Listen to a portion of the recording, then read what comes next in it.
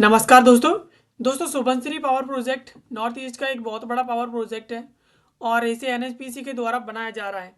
तो अभी हाल ही में एनएचपीसी के पास फंड ना होने की वजह से ये काफ़ी लंबे टाइम से डिले पड़ा हुआ था और इसी के कारण इसे एक लॉन्ग डिलेड पावर प्रोजेक्ट भी कहा जाता है।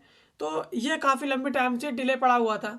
अभी हाल ही में एनएचपीसी के द्वारा एनवायरमेंट मिनिस्ट्री से पूछा गया कि इसके पास जो वन विभाग की ज़मीन है क्या ये उसका एक एसेट के तौर पर इस्तेमाल कर सकती है। तो यहाँ पर गवर्नमेंट के द्वारा यहाँ पर खास तौर पर सीधा सा मना कर दिया गया कि कंपनी ऐसा नहीं कर सकती है। वो वन विभाग की ज़मीन को अपने एक एसेट के तौर पर इस्तेमाल नहीं कर सकती है और इसके पीछे गवर्नमेंट के द्वारा काफ़ी तर्क भी दिए गए हैं। चलिए इसके बारे में थोड़ा विस्तार से समझते हैं। तो अभी हाल ही में एनएचपीसी के द्वारा जो एनवायरमेंट मिनिस्ट्री है उससे पूछा गया, यानी एनओसी के लिए उससे एनओसी मांगी गई, नो ऑब्जेक्शन सर्टिफिकेट मांगा गया कि ये अपनी जो वन विभाग की ज़मीन है उसे एसेट बना करके उसका इस्तेमाल करेगी कोलेट्रल, यानी कोलेट्रल के तौर पर मनी बोरो करने के लिए, यानी किसी से पैसे उधार लेने के लिए। ऐसा जो वन विभाग की ज़मीन है इसके पास उसका जो इस्तेमाल करना चाहती है। तो कंपनी को ज़रूरत है यहाँ पर फंड्स की, क्योंकि जो Subansiri lower hydro electric project है उसकी जो कॉस्ट है वो काफ़ी ज़्यादा बढ़ चुकी है। इस वजह से कंपनी के द्वारा ये एक रीज़न दिया गया कि इस वजह से कंपनी को फंड की ज़रूरत है। तो यहाँ पर एनवायरनमेंट मिनिस्ट्री के द्वारा सीधे तौर पर मना कर दिया गया कि आप ऐसा नहीं कर सकते हैं। और एनएचपीसी के द्वारा जो रिक्वेस्ट की गई थी एनवायरनमेंट मिनिस्ट्री से, वो रिक्वेस्ट को सीधे तौर पर एनवायरनमेंट मिनिस्ट्री के द्वारा खारिज कर दिया गया। एंड मिनिस्ट्री के द्वारा यहाँ पर कुछ रीजंस भी दिए गए हैं। मिनिस्ट्री के द्वारा बताया गया कि ये फॉरेन कंजर्वेशन जो एक्ट है उसके खिलाफ है और जिसे वर्तमान में यहाँ पर वन संरक्षण एवं जो संवर्धन अधिनियम है उसे कहा जाता है, ये 1980 का है और ये इसके खिलाफ है। पूरा पूरा जो प्रपोजल आया है एनएचपीसी का, तो मिनिस्ट्री के द्वारा बताया गया कि एनएचपीसी का जो प्रपोजल इस एक्ट के खिलाफ है। इस वजह से मिनिस्ट्री इसे परमिशन नहीं दे सकती है और कानून के अनुसार यहाँ पर नॉन जो फॉरेस्ट यूज़ है, यानी गैर जंगली उपयोग है, उसका जो जंगली भूमि है उसका एक स्पेसिफिक पर्पज़ के लिए उपयोग किया जा सकता है, जो पर्पज़ पहले से उसके लिए लिखा हुआ होता है। एंड यूजिंग द लैंड और ऐसे टू गेट फाइनेंशियल गेन, यानी आप वन विभाग की ज़मीन को इस्तेमाल करके फाइनेंशियल जो है गेन करना चाहते हैं उसे गिरवी रख करके, तो यहाँ पर एक कोलेट्रल पर्पज़ के लिए ये अलाउड नहीं है। यानी आप उस ज़मीन का कोलेट्रल पर्पज़ के लिए इस्तेमाल नहीं कर सकते हैं। इस तरीके से मिनिस्ट्री के द्वारा सीधे तौर पर कंपनी से यहाँ पर मना कर दिया गया। अब मिनिस्ट्री के लेटर्स और इसके महत्वपूर्ण बिंदुओं की बात करें, जो लेटर इनके द्वारा 10 अक्टूबर 2025 को दिया गया था।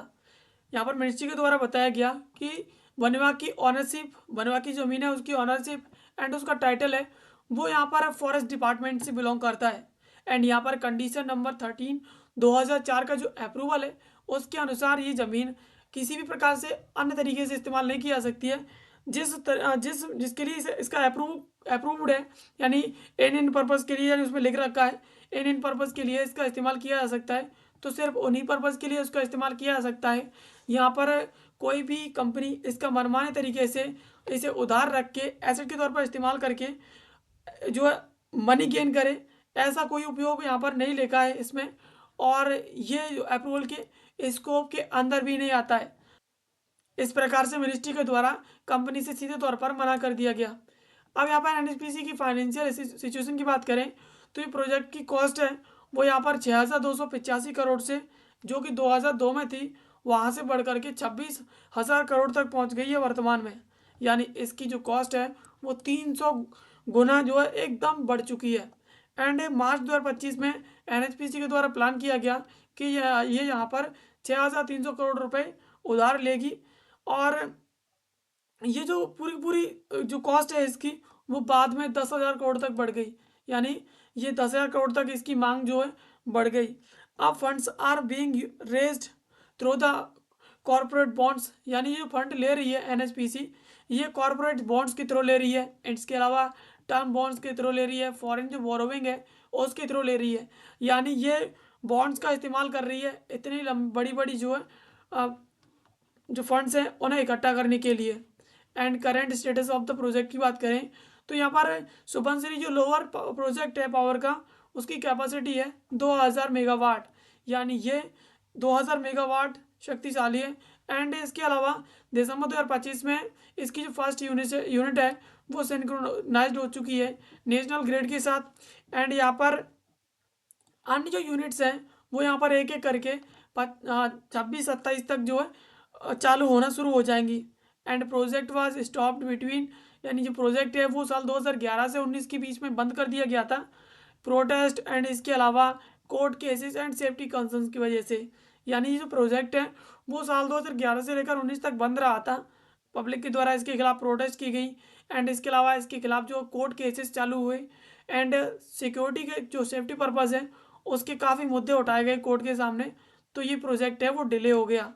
And project location and importance की बात करें तो इस प्रोजेक्ट की जो लोकेशन है वो यहाँ पर गेरुकमुख है, यानी ये अरुणाचल प्रदेश का और असम का जो बॉर्डर है उसके पास है, यानी ये जो गेरुकमुख है उसके पास मौजूद है। And it is one of the largest hydro electric project in north east India, यानी ये हाइड्रो इलेक्ट्रिक जो प्रोजेक्ट है उसमें एक बहुत बड़ा पावर प्रोजेक्ट है। और ये कहीं ना कहीं वहाँ की जो इलेक्ट्रिसिटी जनरेशन है एंड रीजनल डेवलपमेंट है उसमें काफ़ी ज़्यादा महत्वपूर्ण रहेगा। यानी नॉर्थ ईस्ट के अंदर ये एक बहुत बड़ा पावर प्रोजेक्ट है जो गवर्नमेंट के द्वारा शुरू किया गया है, और ये कहीं ना कहीं इलेक्ट्रिसिटी जनरेट करने में एंड इसके अलावा रीजनल डेवलपमेंट में काफ़ी ज़्यादा महत्वपूर्ण भूमिका निभाएगा। तो दोस्तों इसमें हमने समझा कि अभी हाल ही में एनएचपीसी के द्वारा प्लान किया गया था कि वो वन विभाग की ज़मीन का अपने एसेट के तौर पर इस्तेमाल कर सकेगी। तो इसके लिए उसके द्वारा जो एनवायरनमेंट मिनिस्ट्री है उससे पूछा गया कि क्या हम अपनी वन विभाग की ज़मीन को एसेट के तौर पर इस्तेमाल कर सकते हैं। तो यहाँ पर कंपनी जो मिनिस्ट्री है उसके द्वारा कंपनी से सीधे तौर पर मना कर दिया गया कि आप ऐसा बिल्कुल भी नहीं कर सकते हैं। और ये जो है जो कंजर्वेशन एक्ट है 1980 का उसके खिलाफ है, तो इस वजह से मिनिस्ट्री के द्वारा साफ तौर पर मना कर दिया गया। तो दोस्तों ये थी खबर जिसको आज की इस वीडियो हमने समझा। एंड ऐसी वीडियोस के लिए आप हमें सब्सक्राइब कर लीजिए। मिलते हैं किसी अगले वीडियो में किसी नए और महत्वपूर्ण टॉपिक के साथ, तब तक के लिए आप सभी का बहुत बहुत धन्यवाद।